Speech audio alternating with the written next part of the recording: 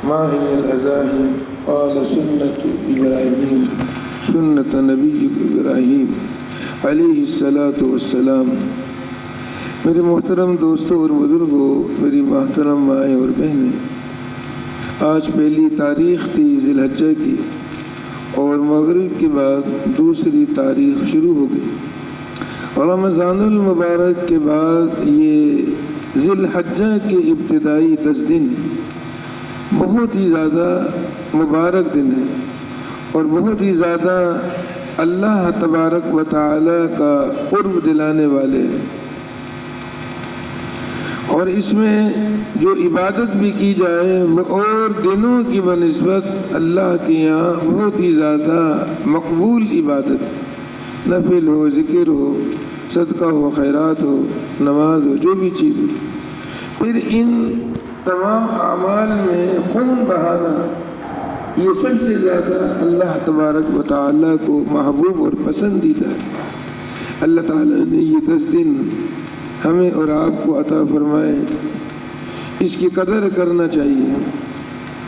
اللہ تبارک و تعالیٰ کو یقین دلانے کے لیے قسم کھانے کی ضرورت نہیں ہے، لیکن جب اللہ تعالیٰ کسی چیز کی قسم کھا لے تو آپ کے قسم کھانے سے اس چیز کی قدر و منزلت بڑھ جاتی، اہمیت بڑھ جاتی۔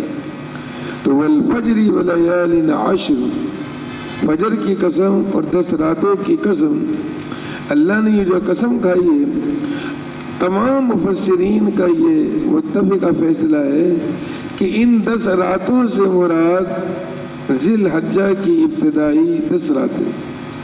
تو اس سے ان راتوں کی، ان دنوں کی اہمیت اور قدر اور منزلت، درجہ مرتبہ بہت زیادہ بڑھ جاتا ہے۔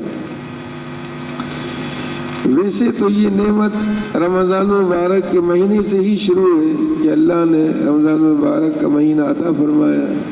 یہ تمام کے تمام 12 مہینوں میں سب سے افضل مہینہ ہے۔ پھر رمضان کا مہینہ ختم ہوتے ہی اللہ تبارک و تعالی نے حج جیسی عظیم عبادت اس کے کرنے کا سلسلہ شروع فرمایا۔ اگرچہ حج تو ذی الحجہ کے ان دنوں میں ادا کیا جاتا ہے، لیکن جناب رسول پاک صلی اللہ علیہ وسلم نے فرمایا کہ حج کے 3 مہینے ہیں، شوال، ذی قعدہ، ذی الحجہ۔ پہلے زمانے میں لوگ سہولیات نہیں تھی، دور دراز علاقوں سے سفر کرتے تھے اور بیت اللہ تک پہنچنے میں 2 مہینے، 2.5 مہینے، 3 مہینے لگ جایا کرتے تھے۔ اس لیے فرمایا کہ حج کے 3 مہینے ہیں۔ اگر کوئی حج کرنا چاہے تو وہ شوال کی پہلی تاریخ سے ہی احرام باندھ سکتا ہے، احرام باندھ سکتا ہے۔ اس لیے یہ 3 مہینے حج کے مہینے کہلاتے ہیں۔ ادھر رمضان المبارک کا مہینہ روزے جیسی، تراویح جیسی عبادت ختم ہوئی اور اسلام کے 5 ارکان میں سے ایک اور بڑا رکن حج، اس کی ابتدا اللہ تعالیٰ نے شروع فرمائی۔ رمضان المبارک کی عبادت کو، روزہ و تراویح کو ہم نے ادا کیا، اللہ تعالیٰ نے عید الفطر عطا فرمائی، اور قربانی جیسی عظیم عبادت کو جب ہم نے ادا کیا تو اللہ تعالیٰ نے حج کی عبادت کو ادا کیا تو اللہ نے عید الاضحیٰ عطا فرمائی۔ تو عید الاضحیٰ، عید الفطر، یہ 2 بڑے دن خوشیوں کے اللہ تعالیٰ نے عطا فرمائے ہیں۔ روزے اور تراویح کے ادا کرنے کی خوشی میں عید الفطر، اور حج بڑی عبادت ہے اللہ کی، اس کو ادا کرنے کے بعد عید الاضحیٰ اللہ تعالیٰ نے عطا فرمائی۔ لیکن فرمایا کہ عید الفطر کی خوشی منانے سے پہلے شکرانے کے طور پر جو روزہ و تراویح کی اللہ تعالیٰ نے تمہیں عبادت کی توفیق دی، صدقۃ الفطر سے اس کی ابتدا کرو، کیونکہ صدقۃ الفطر جو ہے یہ عید الفطر کی پہلے دن سے متعلق ہے۔ ادا کرنا پہلے بھی صحیح ہے لیکن عید الفطر سے متعلق۔ اور حج کی جب عبادت ادا کی، عید الاضحیٰ عطا فرمائی، تو فرمایا کہ یہ خوشی تم اس کی ابتدا کرو اللہ کے لیے جانور کی ذبح کرنے کے ساتھ، قربانی ادا کرنے کے ساتھ۔ تو الغرض یہ کہ اللہ تعالیٰ نے یہ سلسلہ رمضان سے شروع فرمایا تھا، ابھی تک چلا جا رہا ہے، اور رمضان میں شب قدر کی ان راتوں کے بارے میں آتا ہے کہ اس میں عبادت کرنا شب قدر کی طرح عبادت کرنا ہے، شب قدر کی طرح عبادت کرنا، اور پہلی، دوسری، تیسری، چوتھی سے لے کے 8ویں تاریخ تک ایک دن کا روزہ رکھنا ذی الحجہ کے مہینے میں 1 سال کے روزوں کے برابر ہے، 1 سال کے روزوں کے برابر۔ اور 9ویں ذی الحجہ جو میں عرفہ ہوتا ہے، حج کا سب سے بڑا رکن وقوف عرفہ جو ادا کیا جاتا ہے 9ویں ذی الحجہ کو، فرمایا کہ 9ویں ذی الحجہ کا روزہ رکھنا، اس سے اللہ تبارک و تعالی 1 سال کے پچھلے اور 1 سال آئندہ کے گناہ معاف فرما دے۔ مشہور احادیث، بخاری کی احادیث، صحیح احادیث ہیں۔ اس سے اندازہ ہوتا ہے ان دنوں کی افضلیت کا اور ان کی اہمیت کا کہ اللہ تعالیٰ نے یہ ذی الحجہ کے 10 دن ہمیں اور آپ کو عطا فرمائے۔ اس میں کثرت سے اللہ تعالیٰ کی عبادت کریں، اللہ روزہ رکھنے کی توفیق دے، ضرور روزہ رکھیں تاکہ 1 سال کے گناہوں کا کفارہ ہو جائے، اور 9ویں ذی الحجہ تو 1 سال پچھلے 1 سال اگلے گناہ معاف ہو جاتے۔ الغرض یہ تو ان ایام کی فضیلت تھی اور یہ خصوصیت سے ان ایام میں ہے، اور حج اور قربانی وہ ان ایام کی خصوصیات میں سے ہے۔ ان ایام کے علاوہ پورے سال میں اگر کوئی حج کرنا چاہے نہیں کر سکتا، قربانی کرنا چاہے تو نہیں کر سکتا۔ انہی دنوں کو اللہ تعالیٰ نے ان دونوں اہم عبادت کے لیے مخصوص فرمایا۔ مزدلفہ میں قیام کرنا ہے، منی میں قیام کرنا ہے، عرفات میں قیام کرنا ہے، اور جبل رحمت پر دعا مانگنی ہے۔ اسی طریقے سے رمی جمرات، چھوٹا بڑا درمیانہ شیطان اس کی رمی، یہ انہی ایام میں ہے۔ پورے سال جمرات موجود ہیں، آپ جائیں کنکر ماریں، کوئی عبادت نہیں۔ منی مزدلفہ موجود ہے، آپ وہاں پہ جائیں ٹھہریں، کوئی عبادت نہیں۔ عرفات موجود ہے، آپ جائیں وہاں پہ کوئی عبادت نہیں۔ اللہ تعالیٰ نے حج کی عبادت کے لیے یہ مخصوص فرمایا ہے۔ انہی ایام کو اس میں حج ادا کر سکتا ہے، اس کے علاوہ نہیں کر سکتا۔ قربانی 10، 11، 12 یہی 3 دن ہیں، ان 3 دن میں قربانی انسان کر سکتا ہے۔ اس کے علاوہ قربانی جیسی عظیم دولت اور نعمت یہ انسان ادا نہیں کر سکتا۔ یہ ابراہیم علیہ السلام، سیدنا اسماعیل علیہ السلام کی سنت ہے۔ اور 10، 11، 12 ان دنوں میں سب سے زیادہ اللہ کا قرب دلانے والی جو عبادت ہے وہ خون بہانا، ذبح کرنا، قربانی کرنا۔ یہ جناب رسول پاک صلی اللہ علیہ وسلم نے 63 اونٹ اپنے ہاتھ سے ذبح کی، باقی کی ذبح کرنے کے لیے علی رضی اللہ تعالیٰ عنہ کو حکم دیا۔ الغرض یہ قربانی کا مسئلہ الگ ہے، مستقل ہے، لیکن سب سے زیادہ اللہ کا قرب دلانے والی، اللہ کو محبوب ترین عبادت وہ خون کا بہانا، قربانی کرنا، ذبح کرنا۔ پھر اس کے ساتھ اور 2-3 چیزیں ہیں جو ان ایام میں مخصوص ہیں۔ ایک تو جناب رسول پاک صلی اللہ علیہ وسلم نے فرمایا کہ جو بھی انسان قربانی کرنے کی نیت رکھتا ہو، ذی الحجہ کا چاند دیکھتے ہی وہ اپنے بال اور ناخن نہ کاٹے، قربانی کرنے کے بعد کاٹے۔ اور اس کی وجہ جناب رسول پاک صلی اللہ علیہ وسلم نے یہ بیان فرمائی کہ ان دنوں میں اللہ تعالیٰ نے بیت اللہ کو ایسا بنایا گویا کہ اس میں مقناطیس لگا ہوا ہے، اور ساری دنیا سے لوگ کھچے جا رہے ہیں، چوک در چوک لاکھوں کی تعداد میں بیت اللہ کے گرد جمع ہو رہے ہیں۔ تو گویا کہ اللہ تعالیٰ نے بیت اللہ کے اندر کشش رکھی ہوئی، اور جو لوگ وہاں پر حاضر ہوتے ہیں فرمایا کہ وہ وہاں کی وردی پہن کر حاضر ہوں، اور وردی ہے احرام کے 2 کپڑے۔ پھر احرام کی مختلف شرائط ہیں، ان میں سے ایک یہ کہ خوشبو نہ لگائے، نہائے نہیں، بال نہ کاٹے، ناخن نہ کاٹے، سلے ہوئے کپڑے نہ پہنے، یہ شرائط احرام۔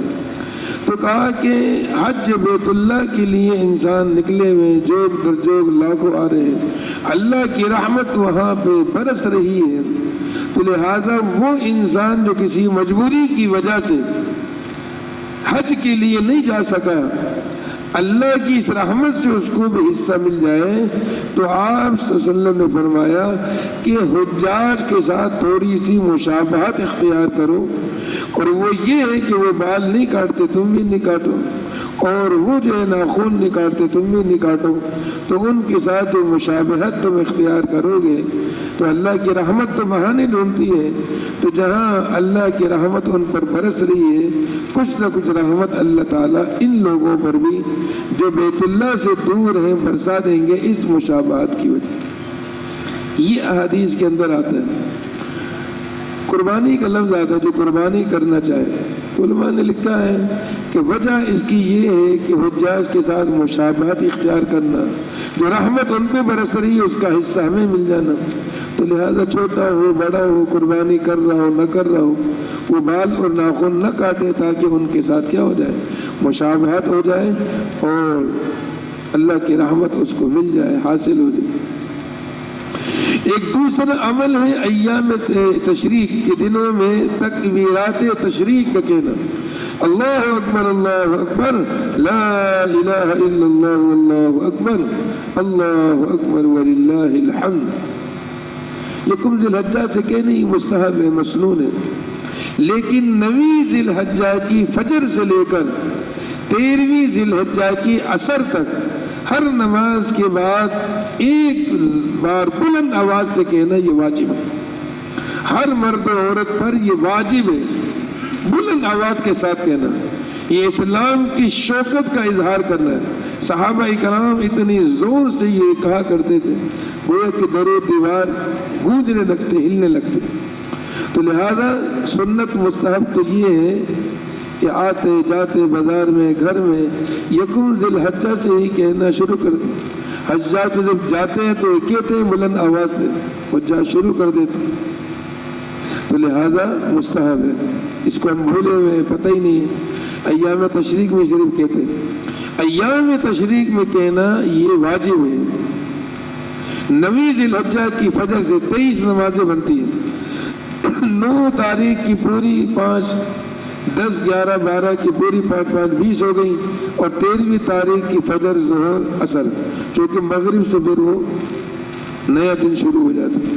23 نمازوں میں یہ ایام تشریق میں تکبیرات تشریق کا کہنا یہ واجب ہے۔ مسجد میں تو مرد احباب کو ایک دوسرے سے یاد دہانی ہو جاتی ہے، کہہ لیتے ہیں، مستورات پر بھی اسی طرح واجب ہے، لیکن وہ چونکہ اکیلے نماز پڑھتی ہیں اس کے کہنے سے اکثر رہ جاتی ہیں، بھول جاتی ہیں۔ مفتی تقی عثمانی دامت برکاتہ علی نے لکھا ہے کہ اس کا بہتر طریقہ یہ ہے کہ جہاں عورتیں نماز پڑھتی ہیں مخصوص جگہ ہے وہاں پر بڑا بڑا یہ تکبیرات تشریق لکھ کر لگا دیں، نماز پڑھنے کے وقت سامنے دھیان جائے گا، نظر جائے گی تو پڑھنا آسان ہوگا۔ تو لہٰذا مرد نے بھی کہنا ہے، مردوں نے بھی یہ تکبیرات تشریق کہنا ہے، اور ان دنوں کی مجھے اور آپ کو قدر کرنا چاہیے، لازانی فضولیات لغویات سے بچنا چاہیے، خصوصاً گناہ معصیت سے بچنا چاہیے۔ بعض اعتبار سے علماء نے لکھا شب قدر سے بھی زیادہ افضل اور فضیلت ہے ان راتوں میں عبادت کرنے کی اور دنوں میں بھی عبادت کرنے کی، تو جتنا ہو سکے انسان ان کے اندر عبادت کرے، روزہ رکھے، زیادہ سے زیادہ وقت اللہ کی طاعت میں بندگی میں لگائے، ذکر اذکار میں لگائے، درود شریف پڑھنے میں لگائے۔ پھر اللہ تعالیٰ اس پورے حج کے سفر سے، اصل یہ ہے حج کا مہینہ قربانی کا، اللہ تعالیٰ نے ہمیں اور آپ کو یہ سبق دیا کہ اللہ کے حکم ہی میں سب کچھ ہے، کسی جگہ میں کچھ نہیں ہے، کسی رات میں کچھ نہیں ہے، کسی دن میں کچھ نہیں ہے، کسی جگہ میں کچھ نہیں ہے، جو کچھ ہے وہ اللہ تبارک و تعالیٰ کے حکم میں ہے اور اللہ اس کے رسول کی اتباع کرنے میں۔ اللہ تعالیٰ نے فرمایا کہ 9 ذی الحجہ کو تم میدان عرفات میں وقوف کرو، یہ عبادت بن گئی، حج کا سب سے بڑا رکن ادا ہوتا ہے. اگر وقوف عرفہ رہ گیا حج رہ گیا، قضا کرنا پڑے گا. اب اس کے علاوہ میدان عرفات موجود ہے، چلے جاؤ، کوئی عبادت نہیں. مینا میں 5 نمازیں پڑھنی ہے، ٹھہرنا اللہ نے حکم دیا، یہ عبادت ہے. اس کے علاوہ مینا میں جاؤ، کوئی عبادت نہیں. مزدلفہ میں جاؤ، اب پتھر ہے اس کو کنکر مارنے کے پاگل ہے، اتنے سارے لوگ پتھر مارے جا رہے، دیوانی پاگل پن ہے. لیکن اللہ نے حکم دیا کہ تم نے رمی جمرات کرنی ہے ان 3 دنوں میں، تو وہ عبادت بن گیا، حج کا رکن وہ بن گیا. تو لہذا اللہ کے حکم کی اتباع ہی میں سب کچھ ہے، اس کے علاوہ میں کچھ نہیں رکھا. اللہ نے ہی ان راتوں کو فضیلت دی، دنوں کو فضیلت دی ہے. اللہ کی حکم پورا کرنے کی نیت سے کریں گے تو ہمیں اجر و ثواب ملے گا. اس سے یہ سبق ملا کہ اپنے اندر کی تمام تر چاہتیں، آرزویں جو اندر بت بتا رکھے ان سب کو چھوڑ دو اور صرف اللہ کی اطاعت اور بندگی، اللہ کے رسول کی اتباع کو اپناؤ. اللہ نے کہہ دیا یہ کرو، اس وقت کرو، سمجھ میں آئے یا نہ آئے کرو، یہ عبادت. اور جب منع کر دیا رک جاؤ. اگر پھر بھی کرو گے تو وہ عبادت نہیں ہوگی بلکہ وہ گناہ اور معصیت بن جائے گی. اب بعض لوگ قربانی کرنے کی ضرورت نہیں ہے، غریب کی بچی کو جہیز میں دے دوں، گندگی ہوتی ہے، خون بہتا ہے، فلانا ہوتا ہے، کچرا اٹھانا پڑتا ہے، اتنا ضائع ہوتا ہے، اس سے غریب کی مدد کر دو، غریب کا گھر بنا دو. یہ اپنی عقل لڑا رہے ہیں. وہ کہہ رہے ہیں کہ اگر آپ اور کرو تو قربانی کی روح اصل ہی یہ عقل میں نہیں آ رہی. قربانی کی اصل کو دیکھو کہ باپ بیٹے کو ذبح کر رہا ہے، یہ عقل میں نہیں آ رہا، عقل کے خلاف ہے. اس کی اصل ہی عقل کے خلاف ہے کہ باپ بیٹے کو ذبح کر. اب تم کہتے ہو گندگی ہو رہی ہے، خون باہر ہے، گوشت ضائع ہو رہا ہے. وہاں تو کہتے ہیں کہ اتنا ضائع ہو جائے تو بھیجتے ملکوں میں بھیج دیتے ہیں، وہ کہتے ہیں ضائع ہو جاتا ہے، غریب کی مدد کر دو. یتیم دوسرا سیدھے ساتھ وہ کہے گا ہاں صحیح کہہ رہے ہیں. یہ دین سے ہٹانے کی چیز ہے، اللہ اس کے رسول سے اتباع سے ہٹانے کی چیز ہے. ہم تو کہتے ہیں آپ اس قربانی کو منع کر رہے ہو، اس کی اصل کہ باپ بیٹے کو ذبح کرے یہ سمجھ میں نہیں آتا، یہ عقل میں نہیں آتا، کسی بھی عدل کے ترازو میں پورا نہیں اترتا، کسی بھی مذہب دین قانون میں ہے ہی نہیں، سمجھ ہی نہیں آتا کہ کیا ہے. لیکن اللہ نے حکم دیا، ابراہیم علیہ السلام نے نہیں پوچھا کیا حکمت ہے، کیا مسئلے آتے، کرو نہیں کرو، کیوں کرو، ذبح کیا، اللہ کے خلیل بن گئے. حکم پورا کیا، اللہ نے خلیل اللہ کا لقب دے دیا. تو الغرض یہ کہ یہ چیز نہیں ہے، اللہ کا حکم ہے تو بس کر گزرو. یہ سبق ہے قربانی میں، حج کے سارے سفر میں یہ سبق ہے، اس کے علاوہ نہیں. اب کہہ رہے ہیں کہ مینا میں چلے جاؤ 5 نمازیں پڑھو. وہ کہے گا یار 20 لاکھ روپے خرچ کیے اور 1 لاکھ نمازوں کا ثواب ہے، چلو مینا بھیج دیا، 5 ریال خرچ کر کے ادھر آ جاتا ہوں، 1 لاکھ نماز ثواب ملے گی. 1 لاکھ کے 1 بھی نہیں ملے گی. اپنی عقل لڑائی مینا سے حرم میں نماز پڑھنے اگر آ گیا، 1 لاکھ تو دور کی بات، 1 نماز کا ثواب بھی نہیں ملے گا. ابھی اللہ نے کہا حرم کو چھوڑو، جنگل میں جاؤ. پہلے جنگل تھا، اب تو جنگل نہیں ہے، پہلے جنگل تھا. وہ جنگل میں جاؤ 5 نمازیں پڑھو، ٹھہرو. عقل میں نہیں آ رہا، اللہ کا حکم ہے. تو ہمیں اس پورے سی سبق ملا ہے کہ اللہ کے رسول کی اتباع ہی میں سب کچھ ہے. جب فرما دیا یہ کرو تو کرنا ہے، عقل میں آئے یا نہ آئے، سمجھ میں آئے یا نہ آئے، دل مانے یا نہ مانے، کرنا ہے. یہ سبق ملا. باقی جو چیزیں اس پہ عمل کرنے کی کوشش کریں. ایام تشریق میں تکبیرۃ تشریق بھی کہیں، بال ناخن ماشاءاللہ کاٹنے نہیں کاٹنے، قربانی ضرور کریں، کرنا چاہیے. اللہ نے وسعت دی ہے، جتنی وسعت ہو اس سے آگے پیچھے نہیں ہونا چاہیے. اللہ تعالی ہم سب کو عمل کرنے کی توفیق نصیب فرمائے.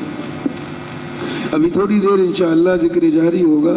تمام احباب توجہ سے دھیان سے اللہ تبارک و تعالیٰ کے ذکر میں مشغول. 1 مرتبہ سورہ فاتحہ پڑھے، 3 مرتبہ سورہ اخلاص پڑھ لیں. اول یا آخر 1 مرتبہ سورہ شریف پڑھ کر اپنے زندگی کو مشاہد کو